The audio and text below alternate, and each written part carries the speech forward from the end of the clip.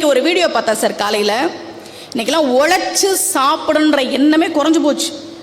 நமக்கெல்லாம் அடுத்தவன் சொத்துக்கு ஆசைப்படாத, யாரையும் ஏமாத்தாத, திருடாத, இப்படி தானே சொல்லி கொடுத்தாங்க. ஒரு கோயிலில் ஒரு வயசான பாட்டி நிற்கிறாங்க. 3 பெண்கள், மிஞ்சி போனால் 35 வயசு இருக்கும் அவங்களுக்கு, அவ்வளோவே தான். அந்த 3 பெண்களும் இந்த பாட்டியை சுற்றி நிற்கிறாங்க. இந்த பக்கம் ஒரு பொண்ணு, இந்த பக்கம் ஒரு பொண்ணு கூட்டத்தில் நிற்கிற மாதிரி. பின்னாடி இருக்கிற பொண்ணு பாட்டியோட செயினை கடிச்சு எடுக்கிறாங்க சார். சிசிடிவி ஃபுட்டேஜ் இன்னைக்கு ரிலீஸ் பண்ணியிருக்கிறாங்க. பாட்டி நடக்க முடியாது. இதுங்க 35 பேர் போய் உழைச்சு சாப்பிடலாம்.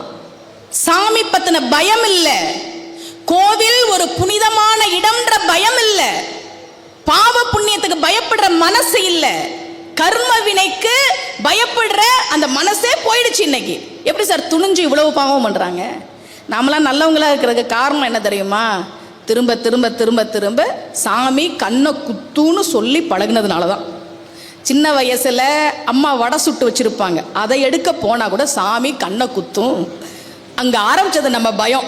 சாமி கண்ணை குத்துன்ற பயத்துல தான் நாமெல்லாம் முடிஞ்ச வரைக்கும் நல்லவங்களா இருந்தோம். இல்லையே சார்.